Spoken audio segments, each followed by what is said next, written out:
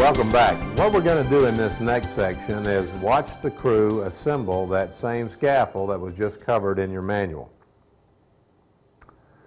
I'll be describing the events, however your instructor may elect to turn the volume down and do live narration.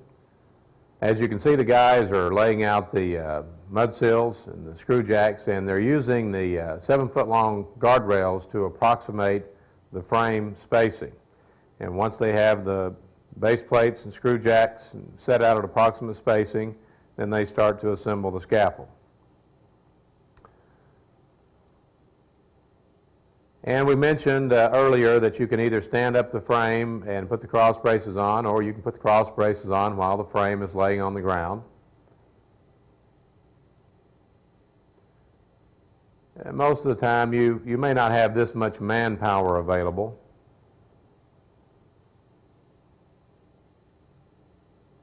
You need to get the frames approximately level in order to get the cross braces on. And then you'll want to fine tune it. Use your torpedo level or another level to get the frames plumb in both directions. You'll want to measure from corner to corner to ensure that the scaffold is square. We discussed this earlier. Make sure that the dimensions are the same in both directions. And if they're not, you'll need to hold one side and move the other a few inches until both of the dimensions are the same.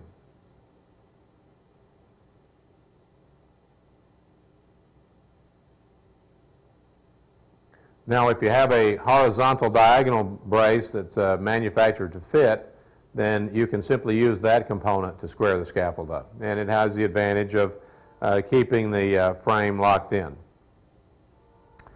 Remember to check your distance off of the walls, particularly if you're going to put side brackets on the scaffold at some location. You may need to be careful not to let the frames get too close to the building or structure. Also, if you're building the scaffold next to a building under construction and the side of the building will be built out towards you with plastering or brick, make sure to allow for that spacing. As you can see, the guys are continuing on, setting the next set of braces and the next frame. As we mentioned, you'll need to have that frame at least approximately close just in order to get the cross braces on. I mean, if it's 6 inches too low, you're not going to be able to get the cross braces on. But after you get them on, then you want to fine tune it with your level.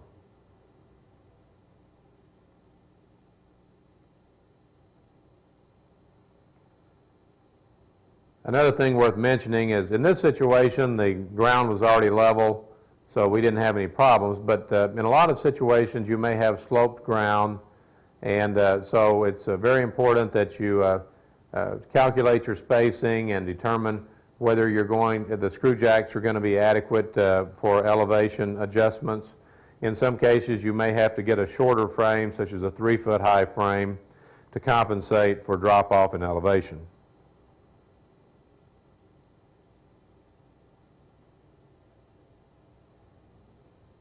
Now, you might remember that this particular scaffold, we put a putt log truss over it, and we will eventually remove one of the frames in the center part. But just to get our spacing correct and to give us something to stand on, we went ahead and put it in while we're basing the scaffold out. Now we're setting the next level of planks in preparation for the erectors to climb up to the next level.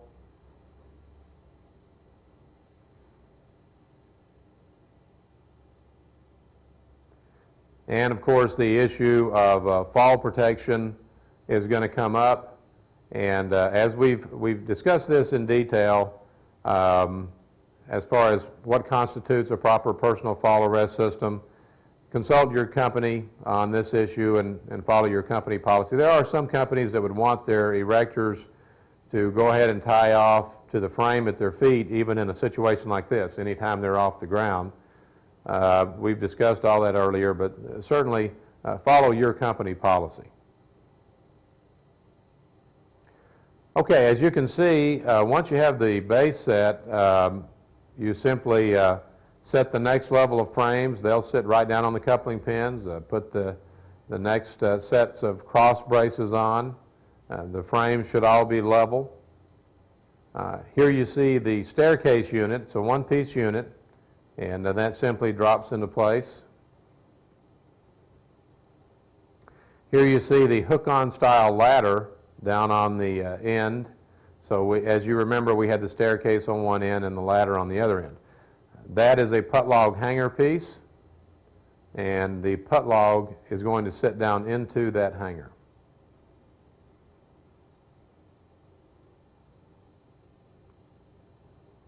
Here we see the putt log being handed up. Those are impressive units, but they're not really that heavy, and a couple of guys can handle them easily, as you see we have just done. And now we're centering the putt log so that we get about an even overlap on both ends.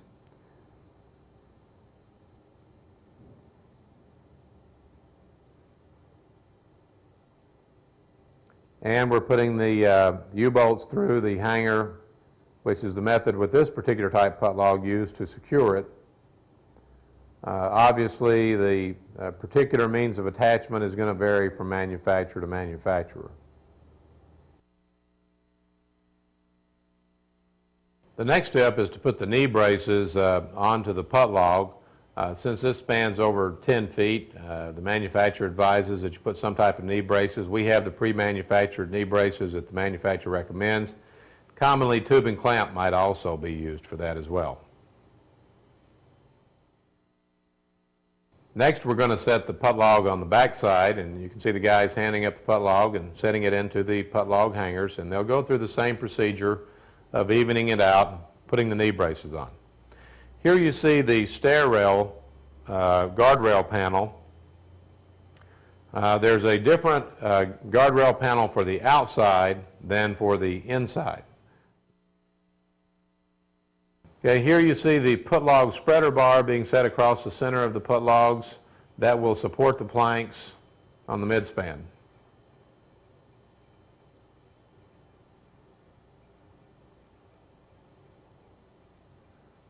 Next we'll be setting the second set of stairs. Here you see the unit being handed up. As we mentioned earlier, it's a one-piece unit. And if everything's square, plumb, and level, it should just drop into place.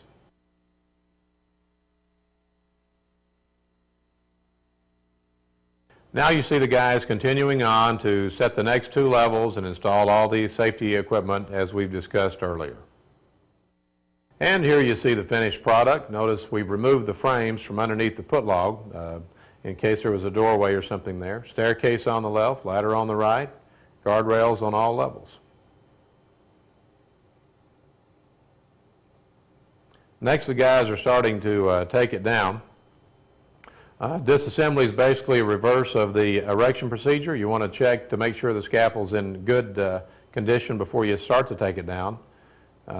Make sure that none of the posts have settled into the ground and the ties are still in place. And then you basically start at the top. It's a good idea to remember to pass down the equipment as you take it loose. Do not start to remove a piece of equipment and leave it in a half installed, half uninstalled condition, because someone else may come along and lean up against it. So either pass it all the way down or secure it to the middle of the platform. And you can see the guys are taking the guardrails off. Next they'll pull the posts out and pass them down.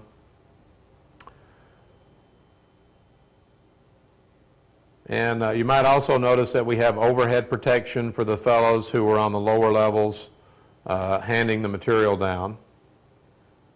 Of course, if you don't have enough manpower, you may have to use a rope and pulley to get it down. We're going to stack the material neatly as it comes down. Here you see the steel toe board coming down. We discussed those earlier. And they're going to be pulling the guardrail swing gate panel up, passing it down.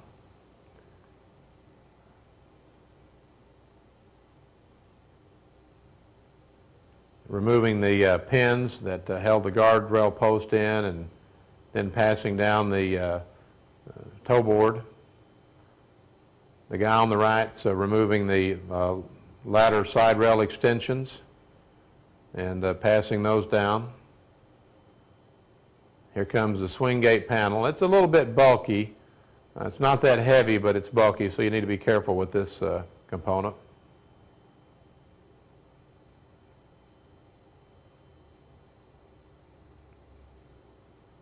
And looks like we're starting to pull nails. We had the toe boards nailed down and secured. We had aluminum planks on that top level, wood planks on the second level.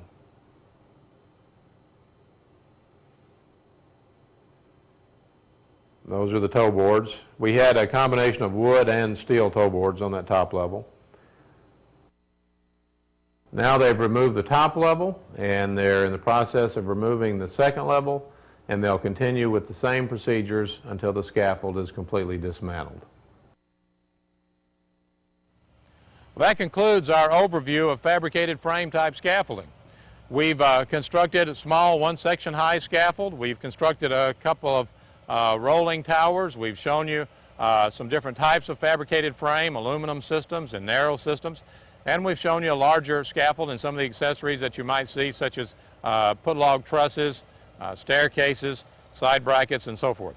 I want you to keep in mind that all of these frames are made by various manufacturers, and the manufacturers will have a specific set of assembly instructions and particular accessory equipment which they've constructed to work with that particular brand of frame. So you should get a copy of those instructions and follow the manufacturer's recommended assembly instructions for the specific type of frame scaffold that you're using. Well, you're probably about ready for a break, and when you come back from break, we'll move on with the next section. See you then.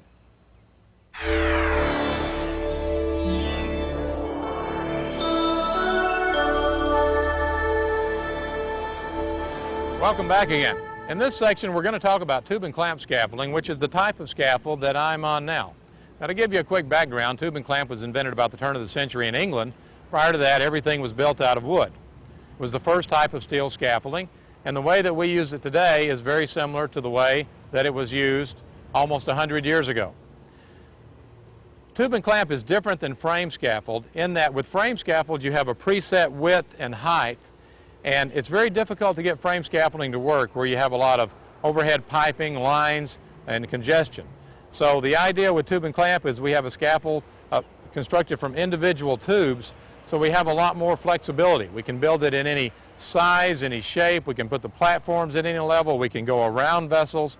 And so it's primarily used in petrochemical plants, refineries, paper mills, power plants, and other industrial type applications where you have a lot of congestion that you need to build around.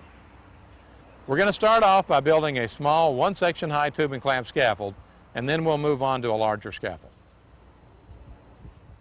I thought that I would introduce you to the nomenclature that we use with tube and clamp. Tube and clamp tubes come in various lengths, such as 4 foot, 6, 8, 10, 13, and even 16-foot lengths.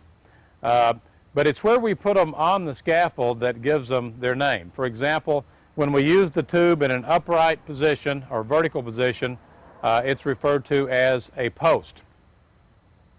The tube that runs down the length of the scaffold longitudinally is referred to as a runner. It runs down the length of the scaffold. The tube that goes across the short way, which OSHA refers to as the transverse direction. This short tube we refer to as a bearer because when you plank out the level, the bearer tube will be the tube that the planks bear down upon.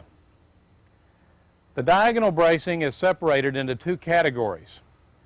The bracing which goes down the longitudinal direction, down the length of the scaffold along with the runners, is called longitudinal diagonal bracing. And the bracing which goes across the short way is called transverse bracing. Now in the standard, OSHA describes the transverse bracing as being a full X, and then you could skip 3 levels up without putting any more transverse bracing on, and when you get to the fourth runner up, put another full X on. But most people do it this way. They will go ahead and put it on every single level, zigzagging it or alternating directions to the top. And that takes a little more bracing, but it's going to make for a stronger scaffold. In summary, the nomenclature, we have posts, runners, bearers, longitudinal diagonal bracing, and transverse diagonal bracing. And just a quick tip when you're putting this type scaffolding together, and all of this will be covered in this section, but you want to make sure to put the clamps on so that the bolt is on top rather than on the bottom. And the reason for that is, number one, if you do use this as a bearer, the load will go into the hinge as opposed to on the bolt. But even more important, when you disassemble the scaffold, when you raise the bolt up, the palm of the clamp, the flap will open up, and it will support the tube temporarily until you're ready to take it completely off. So remember to put the clamps on with the bolt on the upside. Now, there could be a few situations where you would turn that around. If you were doing a hanging scaffold, for example, and the load were going up, then you'd want to have the clamp so that the load were going into the hinge. But that'll all be discussed in the upcoming section. Title: Identify the applications and components and determine the specific safety rules and steps associated with tube and clamp scaffolding. Introduction: The general safety guidelines for all scaffolds were covered in LGISO 1. Review LGISO 1 as necessary to supplement this section. Frame-type scaffolds have limitations and flexibility. They are normally used to conduct work activities on interior or exterior of rectangular structures. In highly congested areas, a more versatile type of scaffolding is required. Tube and clamp coupler has the versatility for use in these applications. This information sheet focuses on the tube and clamp scaffolding, its applications, safety guidelines, components, and erection techniques. Tube and clamp scaffolds have very few components. Basic components are the base plates, tubing, fittings, and clamps. Base plates may be of 2 or more types depending on the manufacturer. This type has a male adapter. Other types have an open sleeve of large enough diameter to fit the post inside. Nominal 2-inch OD steel tubing is provided in various lengths from 4 to 16 feet. Other structural metals may be used for tubing if they are designed to carry an equivalent load. Twist-lock fittings are provided in each end of the tubing as shown in this illustration. Tubing must also be open-ended. The right-angle clamp attaches tubes at 90 degrees. The swivel clamp attaches tubes at various angles. It is used for diagonal braces. Now that we have introduced the 4 basic components of tube and clamp, let's build a small 1-section tall scaffold to cover the basics. After that, we will erect a larger multi-level scaffold and include detailed instructions. As with all scaffolds, the pre-job procedures should be done first as covered in earlier sections. Next, lay out the mud seals at the approximate centers and place base plates on them. The bearer is the name for the tube which goes across the scaffold that the boards rest on. The runner goes down the length of the scaffold. Lay these out and stand up the first post. Clamp the runner to the post close to the base. Clamp the bearer on at 90 degrees on top of the runner. After the first post is upright and the runner and bearer attached, the scaffold will be self-supporting. Next, attach the other posts at predetermined centers. The bearer always goes on top of the runner for a safety clamp backup effect. After all 4 posts are attached, measure the scaffold from inside to inside to ensure the corner angles are at 90 degrees square. It is a good idea to attach a horizontal diagonal at this time. To ensure that the scaffold remains square, make sure the legs are level and plumb as you go. After ensuring the first level or wrap is properly spaced, square, plumb, and level, you may begin the second level. It is best to have the clamp spacing preset on the horizontal tubes by either measuring the spacing with a tape measure or using a jig as discussed later. Do not exceed 6 feet 6 inches to this second level. Attach the second level bearers and runners. Next, attach the diagonals. Swivel clamps are used to attach these at an approximate 45-degree angle from level to level. All 4 sides should have diagonal bracing attached.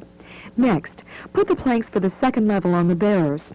Once the erector climbs to the second level, he will be exposed to a fall hazard and should take additional precautions as outlined in LGIS 01 and 03. Note, 1926.451G2 requires the erectors to have fall protection if it is feasible to provide and does not create a greater hazard. Most manufacturers have issued warnings against using the scaffold itself as an anchorage point for personal fall arrest systems. Consult your company safety department for company policy. Attach a ladder for access to the second level. Install the guardrails, midrails, and toe boards. Secure the planks to the bearer. A good way to secure the planks to the bearer is by wiring the toe board to the bearer. The toe board acts as a compression member, holding the planks in place if all planks are secured to the toe board by nailing. This is another view of the planks secured by the toe board being wired to the bearer. The completed scaffold should be square, rigid, properly diagonally braced. Ladders should extend at least to the top of the handrails. Work platforms fully planked with scaffold-grade lumber. Toe boards installed. Screening attached where required. Guardrails and midrails installed. And all other safety measures met. This concludes our brief overview. Next, we erected a scaffold 4 feet wide and 5 7-foot bays long. It is approximately 3 levels high. To show the flexibility of tube and clamp, we started on the upper walkway, dropped down to the ground level, and constructed a suspended or dead leg above the air conditioner. We also set the ladder perpendicular to the platform by using a separate post. Now let's begin. First, determine the scaffold width and clamp spacing for the bearers. Try to plan the width so that the boards will fit without a gap. To do this, multiply the board width times the intended number of planks wide. E.g., 10 inches wide times 4 equals 40 inches. Then add 2 inches for post centers. Next, preset the clamps on the bearers. Since the scaffold will be 4 boards wide, we will set the clamps at 42 inches on center. Do not exceed the post spacing set forth on page 16 of this section. You may wish to preset the clamps on all the bearers in advance by using a separate jig or template. Another method is to measure the base bearers only by hand with a tape measure. Then, after the first level is installed, plumb and square, you may use the scaffold itself as a template. To do this, place the clamps on the posts finger tight. Place the bearer tube in the clamps, remembering to space the side-to-side extension evenly. Tighten the clamps fully on the bearer, then remove the bearer from the posts with clamps attached. To start the erection of the scaffold, you should always begin at the highest surface point anytime there is any slope at the surface. It is easier to build the scaffold going down the slope or grade.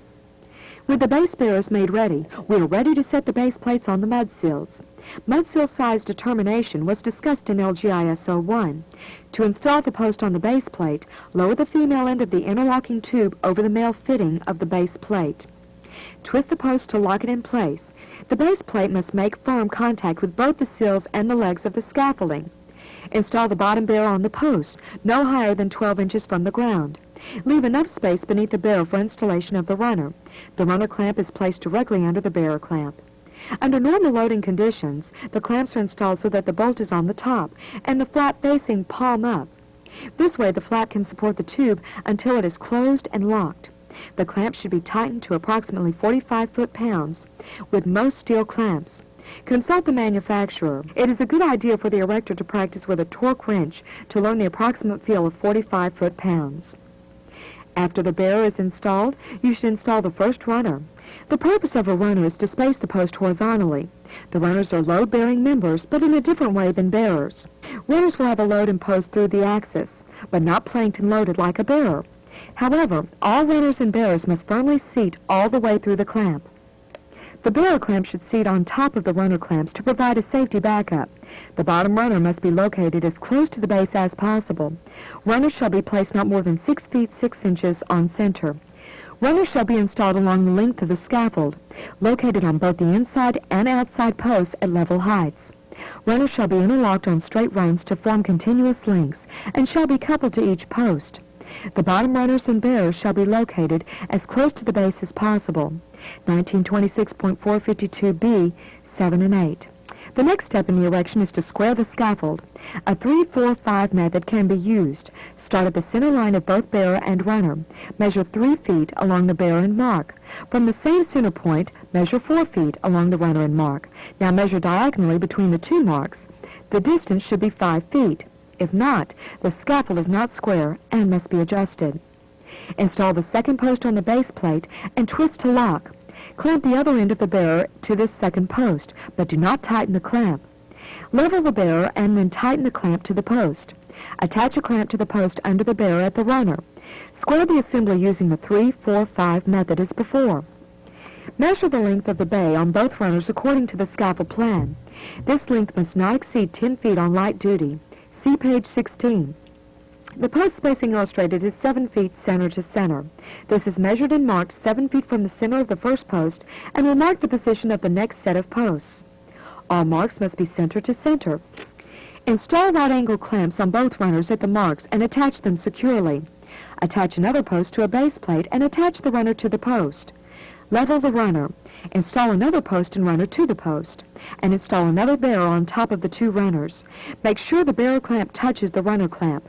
Now all 4 posts, 2 runners, and 2 bearers are in place. Level and plumb all 4 posts. At this time, you have a choice. Some manufacturers recommend installing the next vertical wrap before continuing lengthwise down the scaffold. The maximum height is 6 feet 6 inches. Others recommend completing the base lengthwise before attaching the second level. After the bay is square, it is a good idea to use right-angle clamps and install a horizontal diagonal underneath the runner to hold the base square. This diagonal is not required on stationary scaffolds, only on rolling towers. The base is now erect. You can nail the base plates to the mud seals at this time. If you wish to use the posts as a template for the bearers, do so now. Erect the second bay. Twist and lock 2 or more runners into ends of the first bay runners. Measure 7 feet from the first bay post and mark the runners. Install the second bay post, bearers, and horizontal diagonal. As the elevation slopes down or drops off as pictured, simply keep the runners level and drop the post down. 2 block posts have no studs to keep aligned-like frame scaffolding. Install a diagonal brace from the upper post to the lower post as pictured. When we reach the outside leg on the 4th bay, an air conditioner sat directly under the desired post spacing. We suspended the post by supporting it with 3 diagonals, running back down the adjacent 3 posts. This way the load is transferred back to posts and then to the ground. Consult an engineer if you need to do this on a heavily loaded scaffold. Notice that safety clamps are attached in the direction of possible slippage. On clamps which receive an inverse loading, the bolts and nuts face down and the hinge pin up. An example is the bottommost clamp attaching the post to the runner. After solving this problem, we completed the first level. Our goal now is to install the second level or wrap so that it looks like this.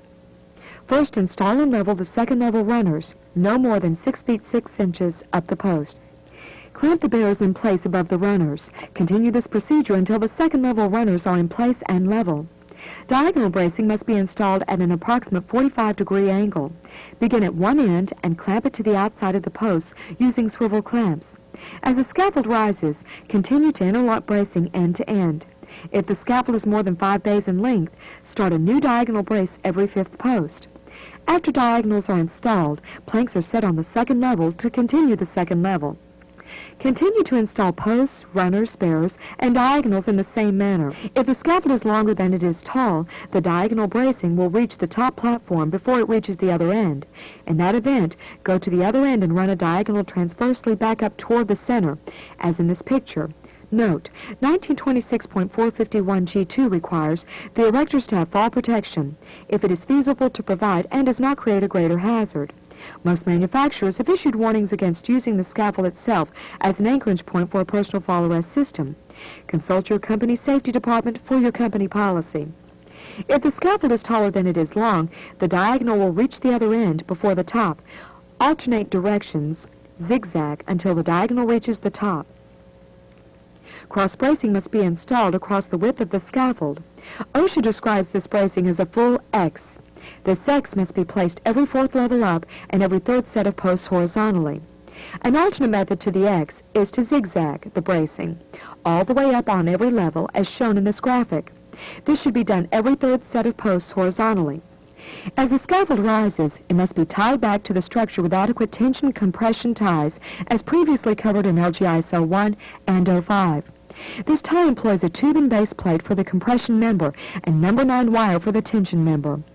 The first tie must be placed at 4 times the minimum base vertically and every 30 feet horizontally. See 1926.451C1 Roman numeral 2. Freestanding towers may only be erected to 4 times their minimum base. If additional height is required, guide wire systems may be designed by a qualified engineer. A ladder or equivalent safe access must be provided. This clamp-on ladder is attached at right angles to the deck and handrails. This is done by attaching separate ladder bracket support tubes across both posts of the scaffold. These should extend out past the scaffold to allow proper clearance. A separate post is then added for the ladder. It is easier to get on and off the ladder when positioned in this manner. The ladder must extend far enough above the deck to allow proper access. If no swing gates are employed, it is ideal to have the ladder extend above the top guardrail. Make sure the extension is secured. Rail stops are required every 35 feet in height. Platforms must be fully planked with scaffold-grade planks. Platforms should be secured. Toe boards should be installed to prevent objects from falling over the side. The open sides and ends of a work platform must have guardrails and mid-rails. The top guardrails should be 36 inches to 45 inches above the deck.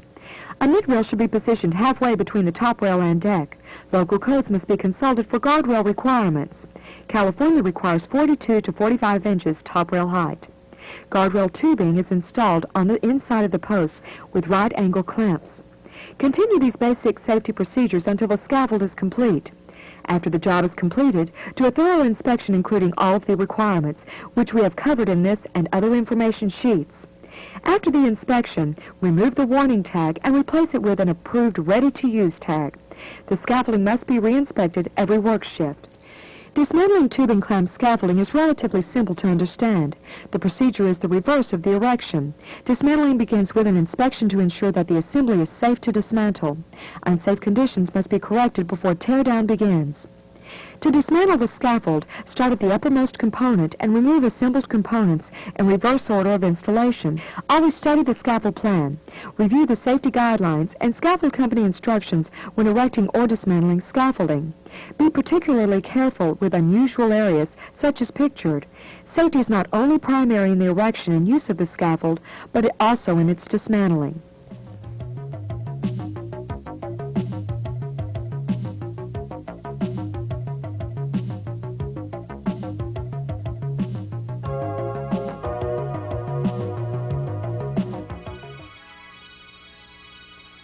Next, we will construct the tube and clamp scaffolding.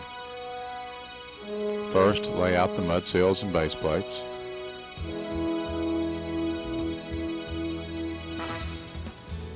Right angle clamps will be used to attach the posts to the horizontals.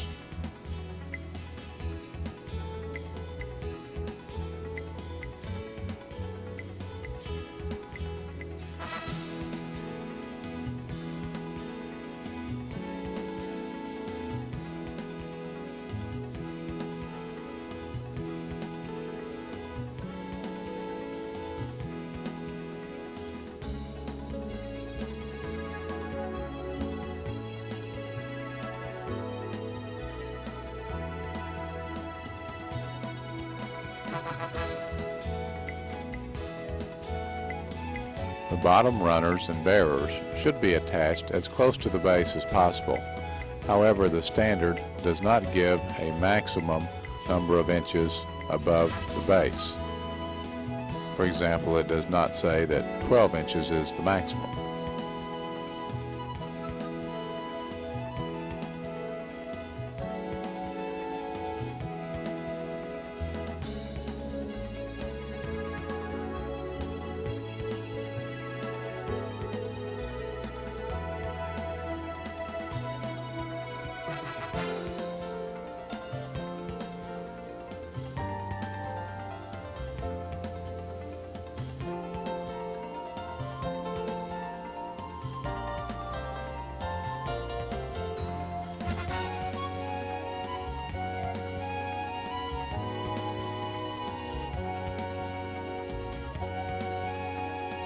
When setting up the initial horizontals, do not tighten the clamps all the way.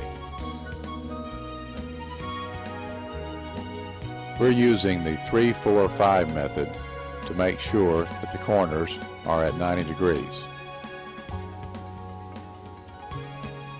if we measure 3 in one direction, 4 in another direction, and then 5 across the hypotenuse. Bring the horizontals in till the measurement's exactly 5 feet, and then we can be sure that we have a 90-degree corner angle. Another popular method is to leave the clamps loose until all 4 posts are set up. Then measure corner to corner to make sure that the scaffold is square, the same as we did with the fabricated frame scaffolding.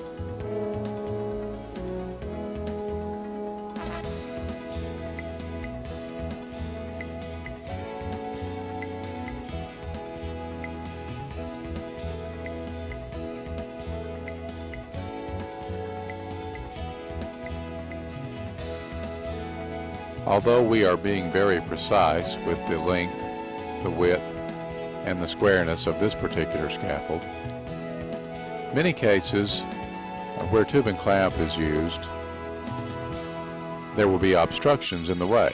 There may be a pipe rack above, and the openings in the pipe rack will dictate the placement of the tubing. So it may be impossible to make the scaffold exactly square. But that's the purpose of using tube and clamp type scaffolding. It's much more flexible, and it's possible to build a rigid, strong, sound scaffold and yet still have it slightly out of square.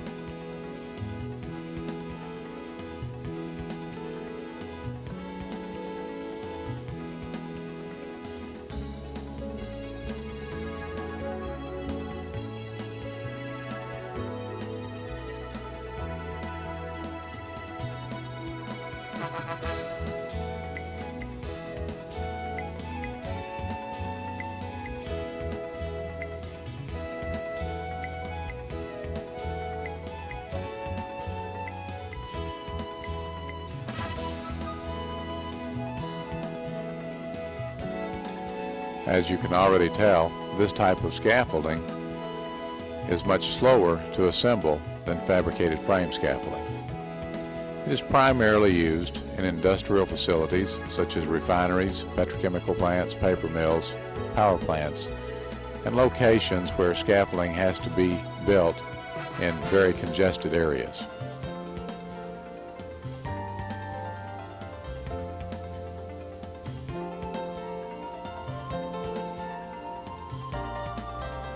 The advantage of tube and clamp scaffolding is that it can be constructed in various widths and shapes to fit the field application.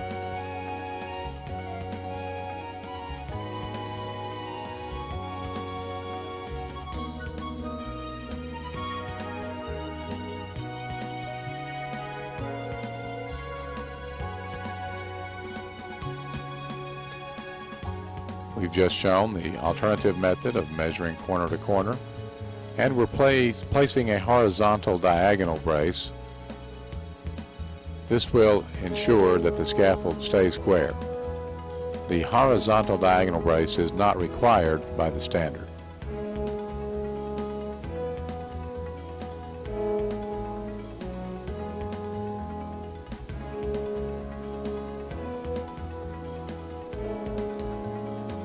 Once we've checked all the legs for plumpness, we're ready to continue.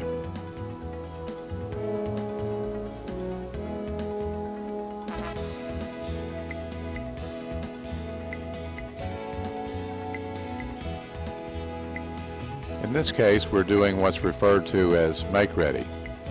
The horizontal they're working on now will not actually stay at that location. They're simply using the scaffold itself as a template to set the clamp spacing. The clamps will be tightened on the horizontal side, but not on the side of the vertical post. The horizontal will later be handed up to the erector with the clamps already preset at the correct spacing.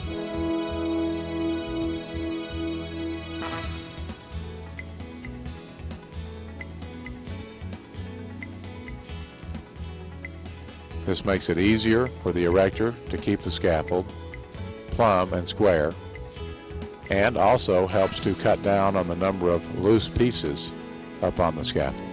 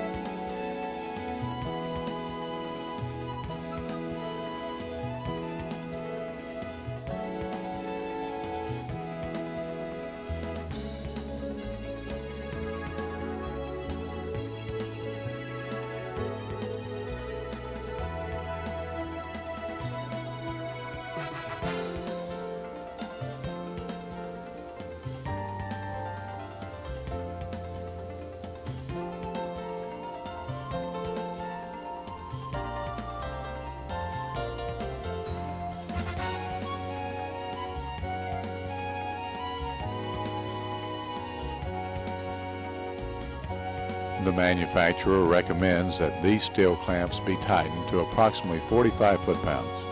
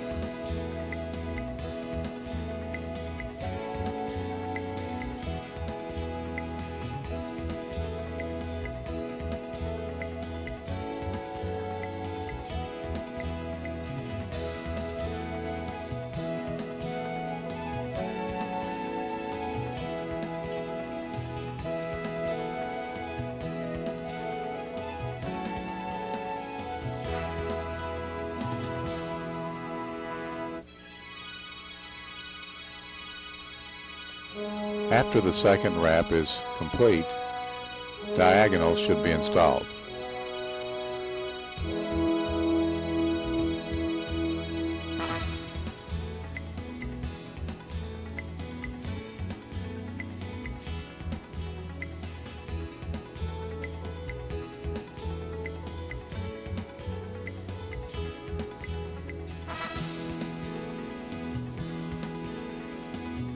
Diagonals should be used on all four sides.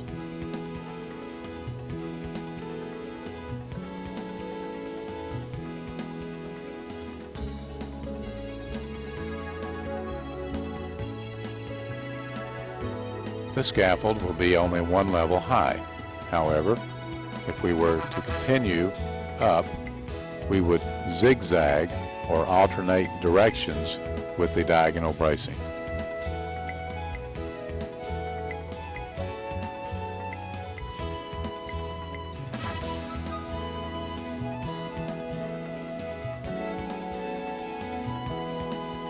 This is a common type of attachable ladder. A scaffold clamp is located on the back of the bracket. The bracket may be attached to any scaffold post.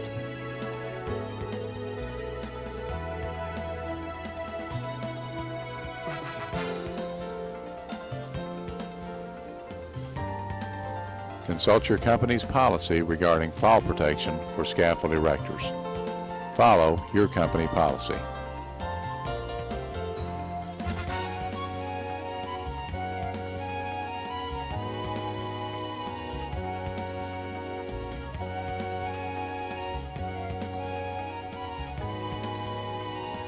Next, the guardrails are installed.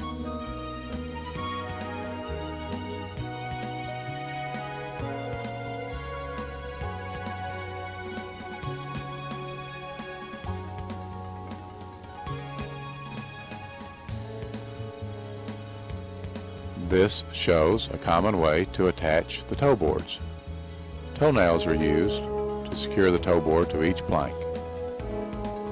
The toe board is cut the long way across the tops of the planks. The toe board will then abut against the post, as you see here.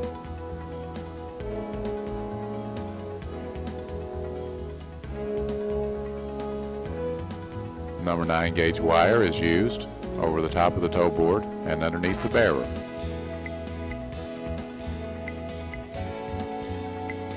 This turns the toe board into a compression member, and it's also holding the other planks down.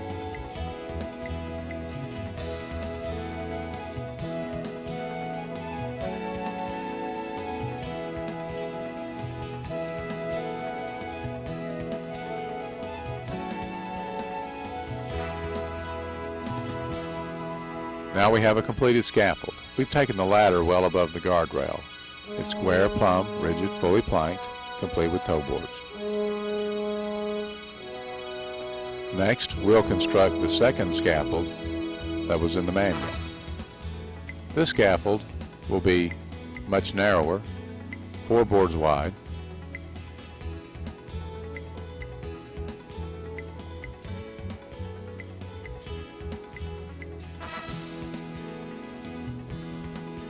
We will use the same 7-foot longitudinal spacing.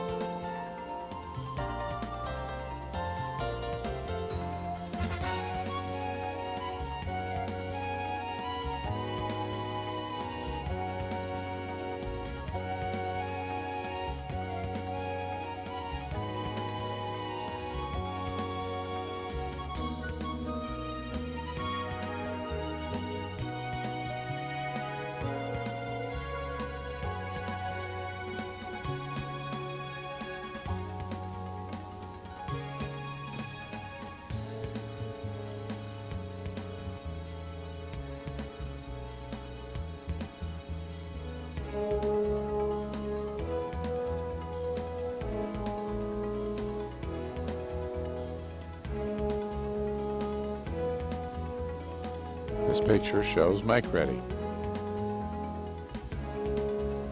Now that the first bay is complete, we'll begin to install the diagonal bracing. The bracing on the outside face of the scaffold is called the longitudinal diagonal bracing, and the bracing on the ends across the short width of the scaffold is called the cross bracing. Next, we had to drop down this flight of steps. This shows the flexibility of tube and clamp scaffolding. It's very easy to do with tube and clamp. We don't need any special shorter frames or special size cross braces. We simply drop the post down, keep the runners level, and install some 45s. The next set of posts was going to come down on top of the air conditioner cover, which was unacceptable as a foundation. We installed what's called a dead leg. 345s, take the load coming down the leg, and transmit it to the adjacent posts. Consult your company's policy regarding fall protection for erectors. Follow your company policy.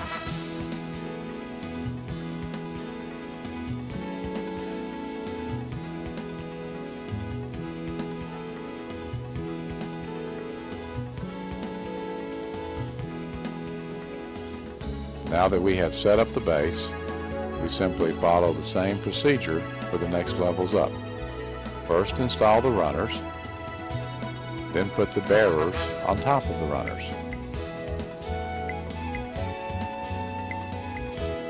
The reason for this is that if the bearers might have a tendency to slip under load, the runner clamps would back them up as a safety clamp.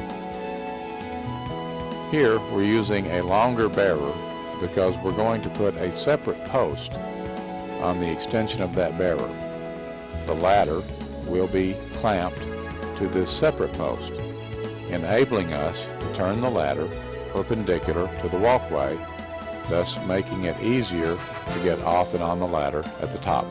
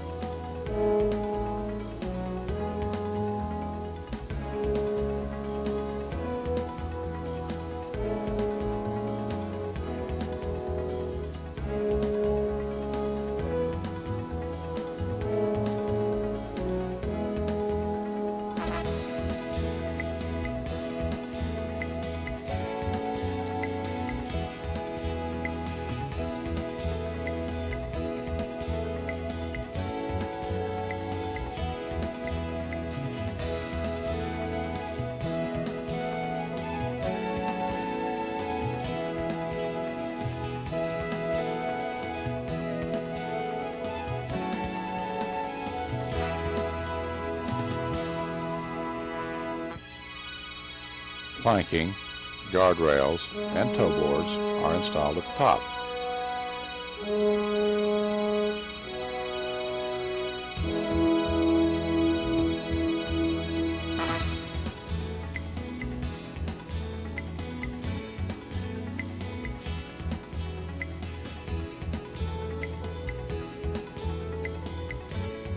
Number 9 wire is used for the tension member of the tie, and a tube and clamp butter tube is installed underneath the tension member for the compression member.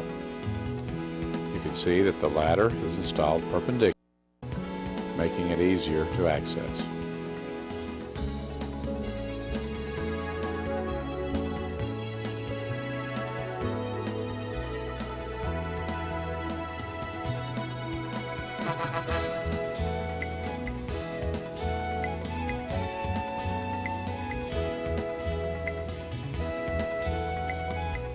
A thorough inspection should be performed by a competent person after the scaffold is completed and prior to use.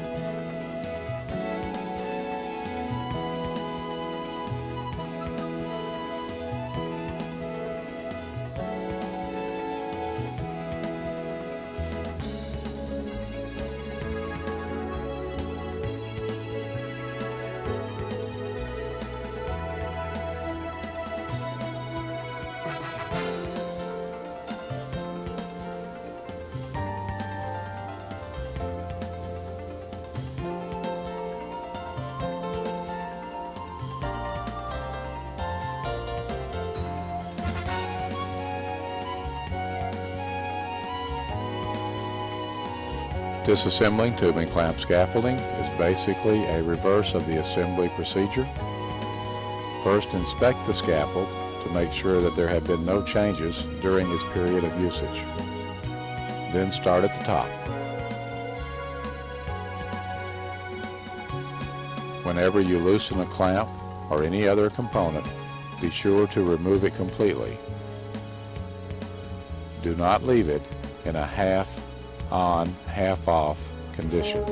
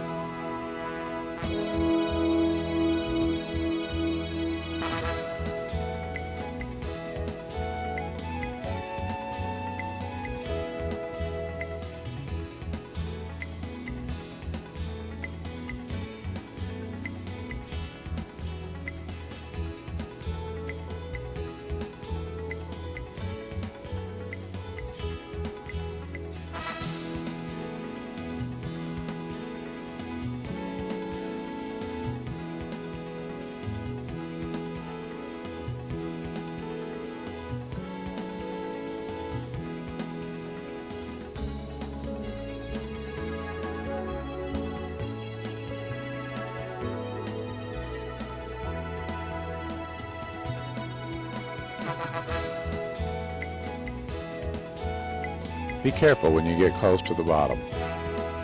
It's easy to loosen the clamps on too many horizontals and accidentally leave a post standing without it being secured, in which case the post can tip over.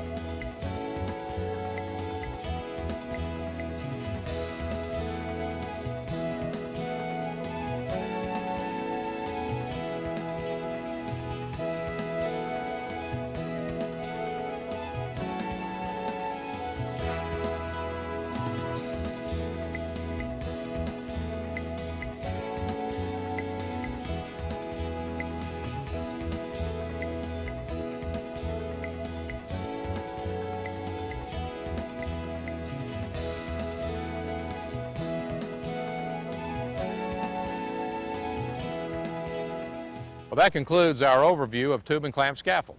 In this section, we've built a small one-section high scaffold, and we built a larger tube and clamp scaffold so that you can see some of the flexibility. You're probably about ready for a break now, but when you come back, we'll take a look at system-type scaffolding.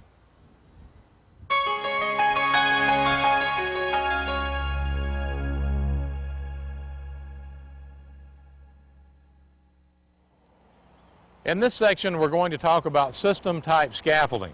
Now, to give you some background on system, tube and clamp gives us all the flexibility that we need, but it can be a little slow and tedious to assemble.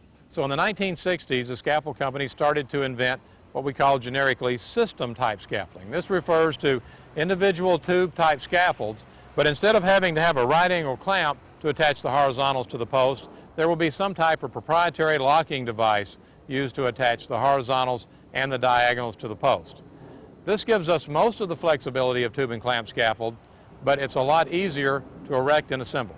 Once again, we'll start off with a small one-section high system scaffold, and then we'll construct a larger system scaffold. So follow along in your manual as we continue with the videotape.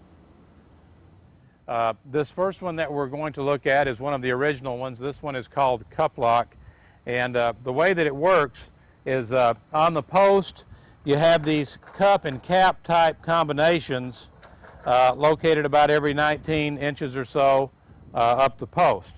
The horizontals have a blade on the end, and then the blade goes into the cup. You tap it down, and then you rotate this cap around. There's a node that it'll slip over, and it acts just like a rotating wedge or a screw. And after you get the cap on, you just give it a couple of taps with a hammer. So that's the way that one goes together. This next product is called Sure-Lock. It has a rosette with slots in it. They're located about every 19 inches or so up the post. And then the horizontal has a slot in the side and a captive wedge. And what we're going to do is put this slot onto the rosette, and then the wedge simply drops down through. Then we put the other side on.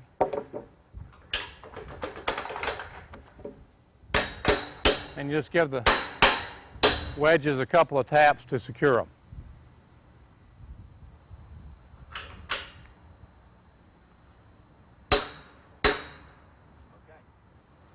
This next product is called QES, and it's very similar to the last system we just looked at. It has a rosette with slots in it. Then the horizontals have a slot in the end, and they simply slide onto the rosette, and the wedge taps down through. There are 3 or 4 brands of rosette and captive wedge type scaffolding that are very similar. This is the system scaffold that Safeway makes. It has a double ring system, and then the ends of the horizontals have a double claw that fits into the ring. The wedge, as opposed to being a vertical wedge, is driven horizontally from underneath. So you work this product from underneath. Now, to put it on, you slide this on and drive the wedge in. But to take it out, they want you to use this special hammer, and it has a single claw because there's a retaining pin that you need to push up and then pry out. So before you pry the wedge out, you want to get this hammer and push that retaining pin up and then pry it out. And then, of course, when you're assembling it, you simply put the horizontal on, and you're going to drive the wedge until the retaining pin drops down into place. There are some other types of system scaffolds that I don't have on display here. For example, Waco makes one called Wedge Lock, and the way that it works is that there are 4 U-pressings centered around the post, and once again you have a captive wedge on the end of the horizontal that will go into the U-pressing, and then that horizontal can rotate at varying degrees off of each U-pressing. And there are some other system scaffolds on the market as well, and all of them can be built to meet the OSHA requirements.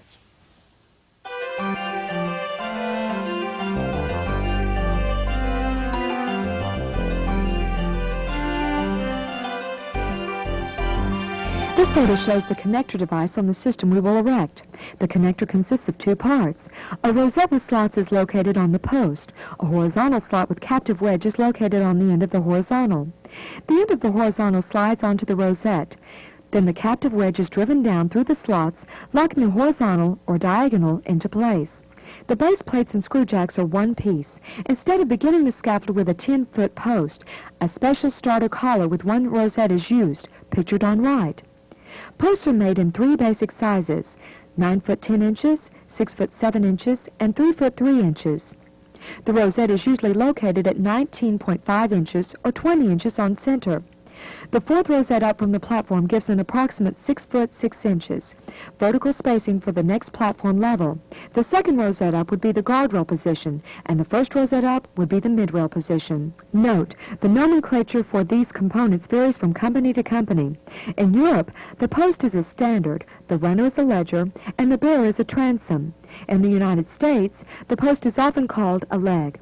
We will use the OSHA tube and clamp terminology: posts, runners, bearers, and diagonals. Runners are used to space the posts horizontally. They may also be used as bearers on short spans under 5 feet. Bearers are used to support planks on spans longer than 5 feet. These will be reinforced like a truss on longer spans. Diagonal braces fit into the rosette in the same manner and may be swiveled to accommodate the desired angle. Side brackets are available. Ladders with standoff brackets are used. Locking pins are used to lock the posts together.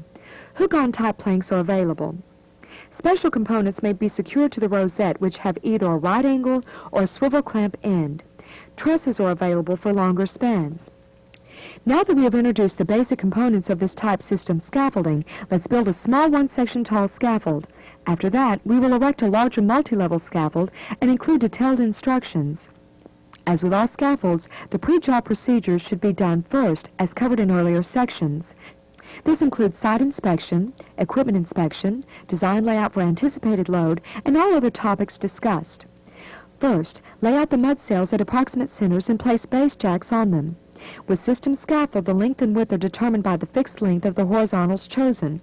Most system scaffolds offer horizontals in 3 feet, 4 feet, 5 feet, 6 feet, 7 feet, 8 feet, and 10 feet. Place the starter collars on the jacks. Connect the runners and bearers to the rosette on the starter collar. This is done by sliding the slot on the end of the horizontal onto the rosette, then driving the wedge down through the slot in the rosette.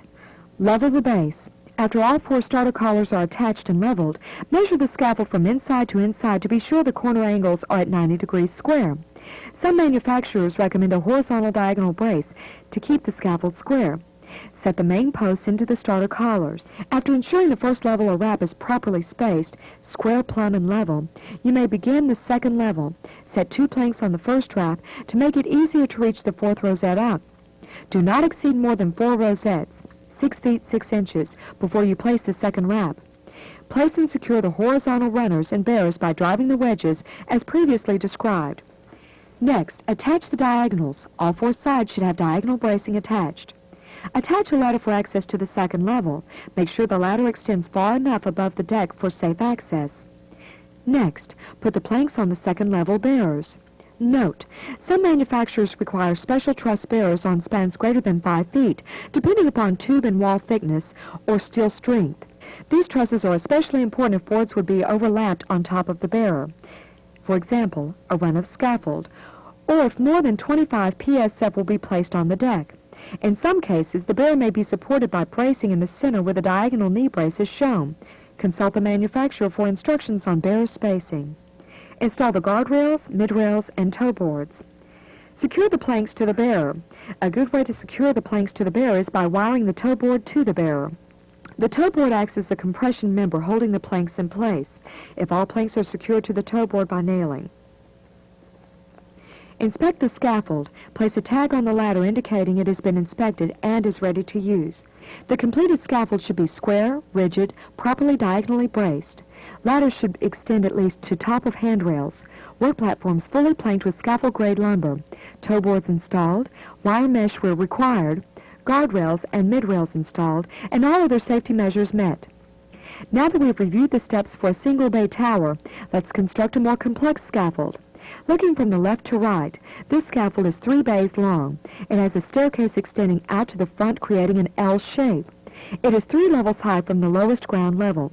The scaffold runs down an elevated walkway. The walkway is 4 feet wide and the scaffold is 5 feet wide. Consequently, the back posts of the scaffold are up on the walkway. The front posts are down on the lowest level. The front and rear posts are tied together with diagonal bracing running down to the lower post from the upper. The first post actually begins halfway up the steps. Looking from right to left, we see the 3 bays with staircase. There is 1 working level on top. The bay with the staircase is actually subdivided in front into 2 3-foot 6-inch bays to accommodate the stair risers. Now let's begin. After the pre-job planning is done, lay out the mud seals, base jacks, and starter collars at approximate location. In this picture, the L-shaped staircase bay is being set. It is 2 parallel 3-foot 6-inch by 7 feet bays. The jacks further down at the base of the walkway will be the front posts of the scaffold. The rear posts are laid out on the upper walkway. Begin connection of the base horizontals. Drop the wedge into the rosette, but don't hammer it tight yet. Start at the high end and use the screw jacks to level all base horizontals. Use a tape measure to ensure each bay is square. The inside to inside dimensions should be the same. After the bay is square and level, drive the wedges down to lock the horizontals. Continue setting up bays, squaring and locking as you go until the base is set up. Now we can set the posts into the starter collars. Pick up the posts carefully, lower it over the screw jack, and drop it into the collar. Continue this procedure until all posts have been placed. Install the second level runners and bearers no higher than the fourth level of ring sets. Vertical diagonals must be installed at this point in the erection. Set the top wedge first, then set the bottom. Bracing patterns are discussed later. Continue until the first and second level horizontals and the diagonals are placed. Note, once the erectors are off the ground, they are exposed to fall hazards and must take additional precautions as previously covered. Note, 1926.451G2 requires the erectors to have fall protection if it is feasible to provide and does not create a greater hazard. Most manufacturers have issued warnings against using the scaffold itself as an anchorage point for personal fall arrest systems. Consult your company safety department for company policy. If access ladders are used, attach them at this time for access to the second level. Install additional vertical posts in the same manner as the previous post installation to increase scaffold height. Install guardrails and midrails at each level that will be decked as a working platform. Install next level of vertical and horizontal diagonals. Continue to install horizontals. Be sure to lock all the wedges in place as you go. Install the planking at the working level elevation. Continue all procedures until the main structure is completed. Make sure the platform has guardrails, midrails, and toe boards as previously discussed. If the scaffold base cannot be erected within reach of the vertical surface, side brackets may be installed. Standoffs and ties or scaffold guys are required to stabilize the structure. These should be installed when the height equals 4 times the minimum base, every 30 feet horizontally, and additionally when side brackets or other overturning effects are introduced. On this scaffold, we erected a stair tower instead of a ladder. Let's discuss some details about it. Most manufacturers make stair towers for their system scaffolding. Consult the manufacturer for specific instructions. The basic components are usually a stair riser that fits the bay and stair treads. Standard diagonal members are used for the handrails. When you reach the top of a flight of steps, there must be a landing or turnaround installed. In this case, the top of the first flight opened into a 5 feet wide bay. Since we did not need a full 5 feet wide turnaround, we put one aluminum plank down. We then clamped tubing across the system handrails to provide guardrails on the open side. Tubing clamp and system scaffold are both made from 2-inch tubing and are interchangeable with standard clamps. The second flight finished at the outside of the scaffold. We used side brackets to build a cantilever turnaround complete with guardrails. The third flight opened onto the working level and did not require any special procedures. System scaffolds must be diagonally braced. Most manufacturers recommend attaching in diagonal in the same direction, one above the other, rather than zigzagging as in tube and clamp. Freestanding towers must be braced on all 4 sides. Circular scaffold structures must be diagonally braced every other bay. These braces should oppose each other. Follow the manufacturer's instructions. Some may differ. Multiple bay scaffolds require vertical diagonals at the end bays and every 5th bay in between. Some require every 3rd. Check the manufacturer's instructions. On long runs, alternate the bracing direction so that they oppose. Some manufacturers recommend bracing every 3rd bay. Scaffolds should be tied in the first time at 4 times their minimum base. Above that, the vertical increment is 26 feet, 20 feet for scaffolds less than 3 feet wide. These ties must be repeated every 30 feet horizontally and at both ends. Scaffolds erected around structures may be secured by all-push ties. The important thing to remember is that the scaffold must be braced to prevent movement. If the scaffold cannot be tied back to a nearby structure, guy wires may be used. All guide scaffolds must be designed by a qualified engineer. Some manufacturers recommend horizontal diagonals at the tie point locations. System is different than tube and clamp in one important regard. Most right-angle clamps apply the same rigidity laterally. However, system scaffolds vary widely in the lateral strength of the connection. Some are extremely rigid laterally, others are not. That is why it is important to follow the manufacturer's instructions for bracing, tying, and guying.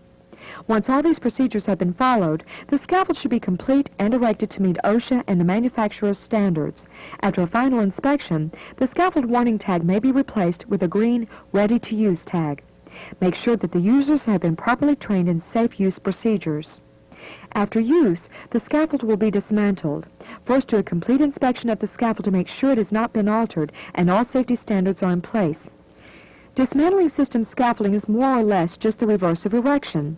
Start at the top by dismantling the guardrails. Remove and lower each piece as you unsecure it. Do not leave an unsecured piece in place, even for a moment. Remove the work platforms. Continue until dismantle is complete. Be very careful at the bottom not to get into a rush and leave an unsecured post standing upright. Stack the material neatly for banding and shipping. Now, let's take a look at some other types of system scaffolding. Other system scaffolds are erected in a similar manner. The major difference is with the locking devices. This system has a cup, hook, and wedge. The hook fits into the cup. The wedge is driven down outside of the cup. Color coding identifies the length of the horizontal. This system has a cup and cap which acts like a rotating wedge. The horizontals are placed into the cup. Then the cap is lowered and secured by striking horizontally. This system employs a double ring locking system. 2 rings are located on the post. The ends of the horizontal have 2 hooks that seat into the rings. A wedge is horizontally driven from underneath. There are many other systems than these. Remember to follow the manufacturer's recommendations for the brand of system you are using.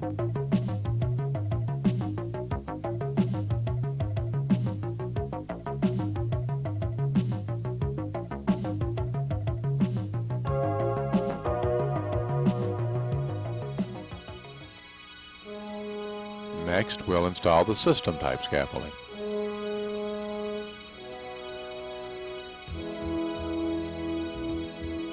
There are several different types of systems on the market. We had to choose one, so we chose one with a rosette and captive wedge style configuration. However, all of the systems can be safely built to meet the OSHA requirements. With this system, we employ a starter leg which has 1 rosette. We level the initial wrap of horizontals into that rosette.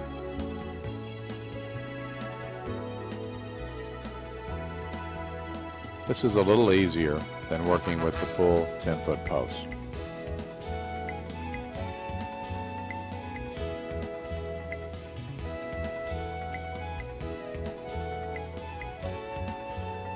Here you see the full-size 10-foot post being installed.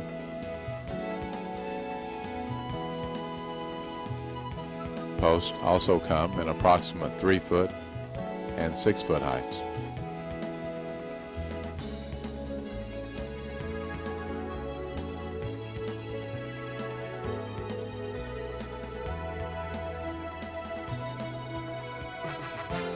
With system scaffolds, the proprietary locking devices, whether it be a rosette, cup cap, double ring set, or other, is generally located so that the first rosette or connector up would be the position of the mid-rail, the second up would be the handrail, and the fourth one up would make the 6-foot 6-inch wrap.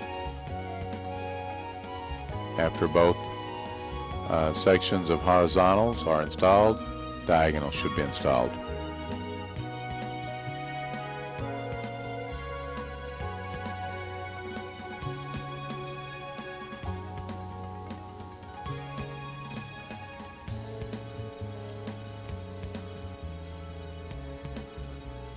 We're going to put the ladder onto a separate post so that we can offset it to the side on this scaffold, just as we did with the larger tube and clamp scaffold earlier.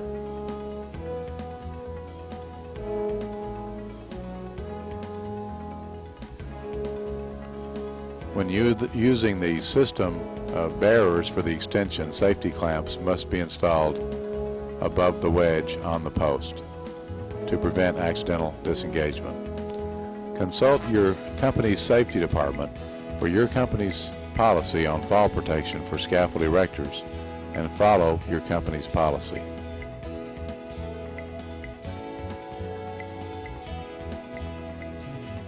Next, we'll install the guardrails and mid-rails.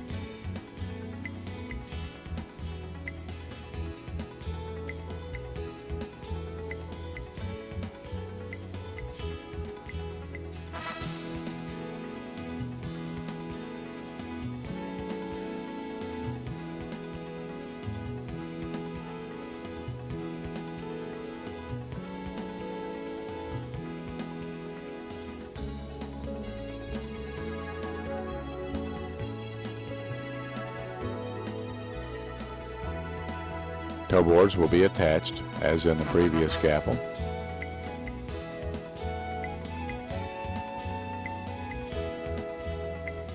You can also see in this picture that having the ladder attached perpendicular to the platform will make it easier to climb on and off the platform.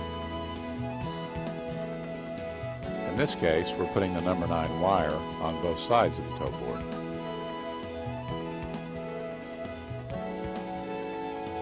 The longitudinal toe boards will be cut to fit.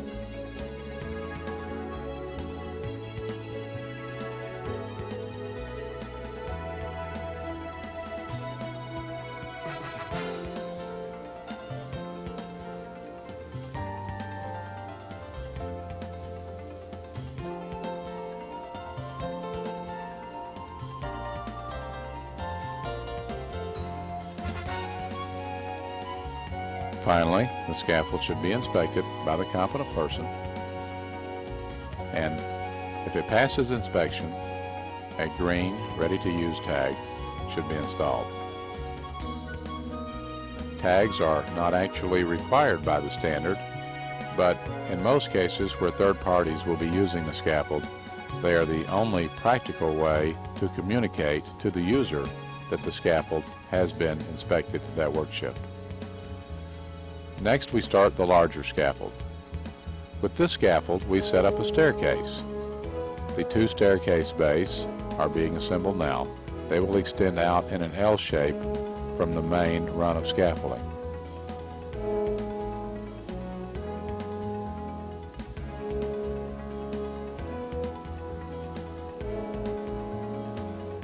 On the main run, the front legs are down on the lower level. The back legs will be up on either the stairs or the upper level. We did this to show the flexibility of system-type scaffolding. System scaffolding has become very popular in the last 15 years because it provides most of the flexibility of tube and clamp, in that you're working with an individual pole-type scaffold, so you can make the scaffold various widths, various lengths.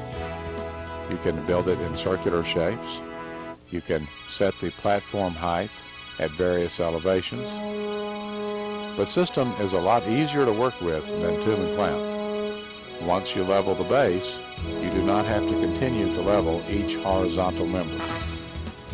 And obviously, tapping a wedge, whether it be from above or a horizontal wedge or a cap, is a lot faster than putting on all the individual clamps and tightening them up. In addition, tube and clamp and system scaffold are made from 2-inch tubing, so tube and clamp can be used in conjunction with system scaffold in those areas where system scaffold will not work on its own. As you can see, we've set up the base with the upper legs on the upper platform. Now we're beginning to install the staircase. The stair risers are installed just like diagonals.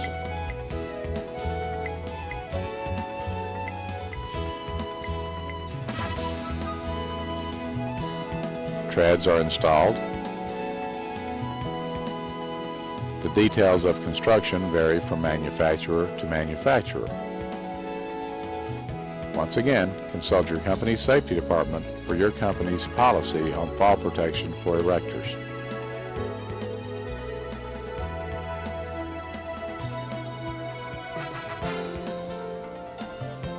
Now you see the crew installing a turnaround by using tube and clamp and an aluminum plank. The turnaround must be installed at the top of each flight of stairs. Diagonals are used for the stair rails.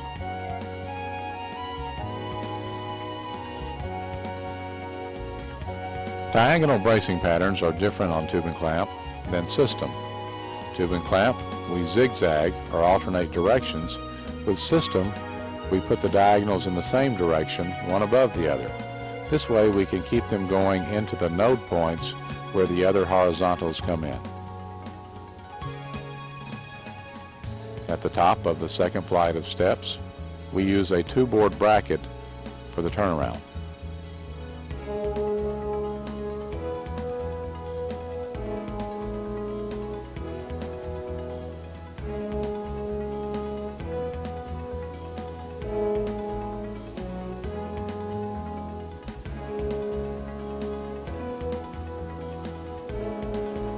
In general, most manufacturers have warned against the use of their scaffolding product as an anchorage point for fall protection during assembly. However, some manufacturers have done testing and issued guidelines for the use of their product as a fall protection anchorage device under certain strict criteria. Consult the manufacturer of the product that you are assembling.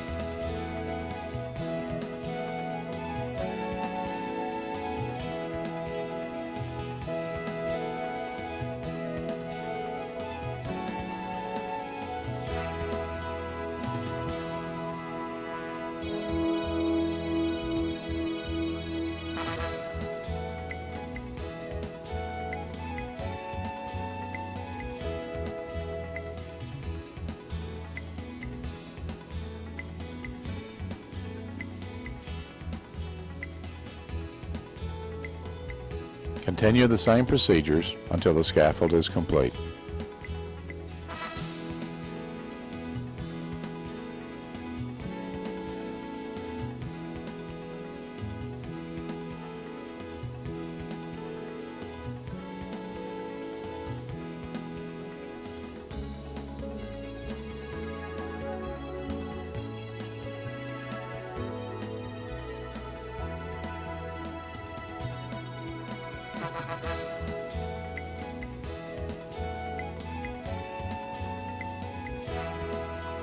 This will conclude the tape on assembling system scaffolds.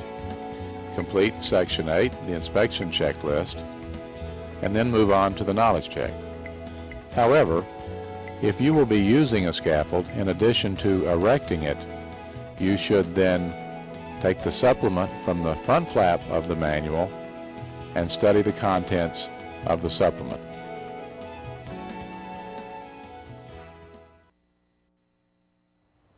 Well, that concludes our look at system type scaffold. So far today we've covered the general requirements for scaffolds. We've covered fabricated frame, tube and clamp, and system type scaffolding. Now, if you've never had scaffold user training, there's some information in the supplement in the back of the book that your instructor may wish to cover with you. And he'll probably want to go over the scaffolding inspection checklist. After he's covered all the information, then the last thing that you'll do is the knowledge check.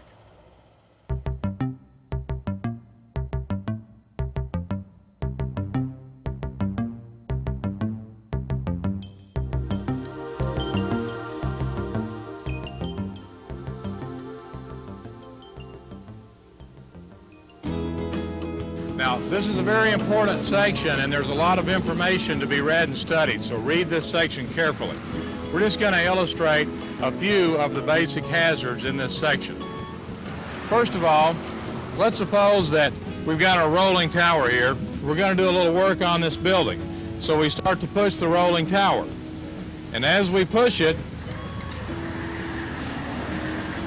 we're thinking about what's on the ground here, and we're thinking about where the wheels are going. And what we might not be thinking about is the electrical hazard up here. And as you can see, going to the power line.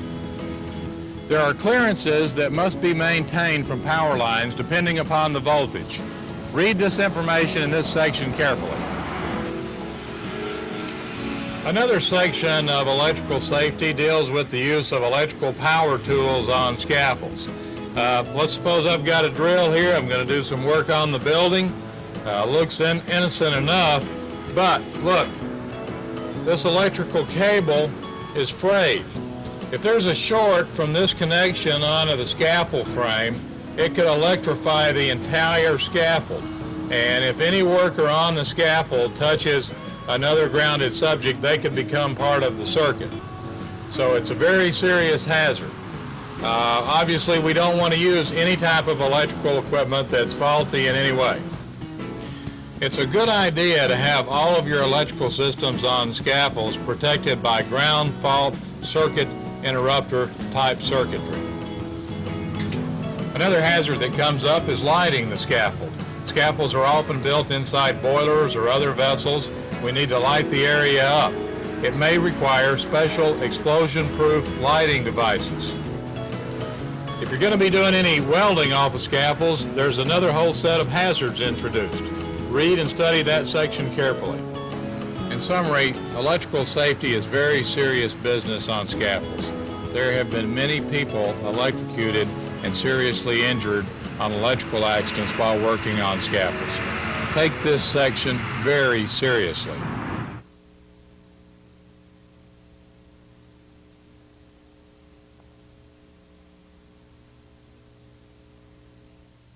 To me, most of this section should be common sense, how to properly stack materials so that they don't fall over, how to lay your materials out. But we find on many job sites it's not, so we thought we might show you some examples of what we typically see. For example, on this platform here, we've got loose lumber, loose bricks, scaffold materials, clamps, other materials, bags of materials. Obviously, a work surface like this is a real hazard. The materials on it are a tripping hazard for the workers. There's a falling object hazard for those down below. If you start to walk, Well, I guess we got lucky then. There was no one down there. But I think this illustrates how important material handling on scaffolds is. Read the rest of the section, complete the self-check questions.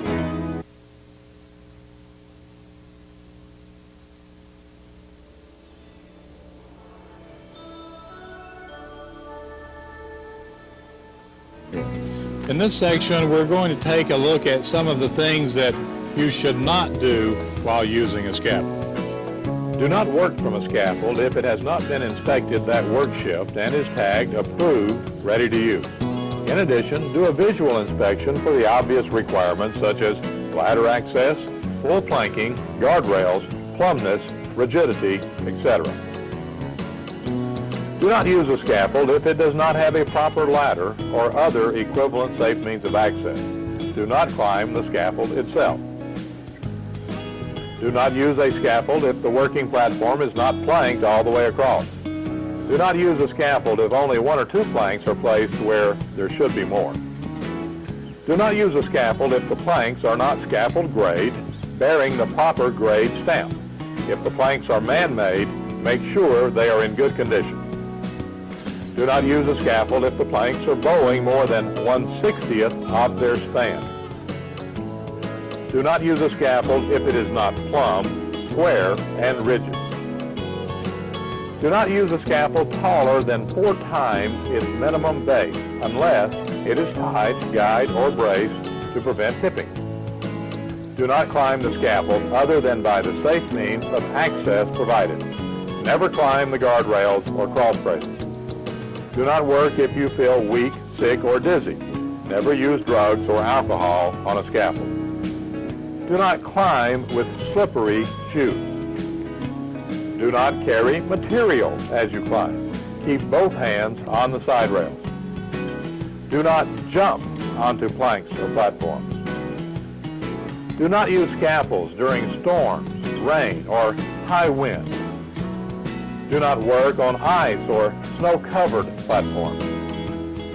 Do not allow tools, material, or debris to accumulate on the platforms and cause a hazard. Do not alter the scaffold. Scaffold alterations may only be performed by a trained crew under the supervision of a competent person. Do not use heat-producing activities such as welding or insulation removal without taking precautions to protect the scaffold members. Do not work if you notice any components which are damaged. Do not attempt to extend working heights by planking guardrails or by the use of boxes or ladders on scaffold platforms. Do not use scaffold as material hoist towers or for mounting derricks unless the scaffold is designed for such use. Do not bridge between towers with planks or stages unless the scaffold assembly has been designed for this use by a qualified person. Do not violate clearances from electrical power outlines as previously outlined. Do not overload the platform by more than its intended uniform loading.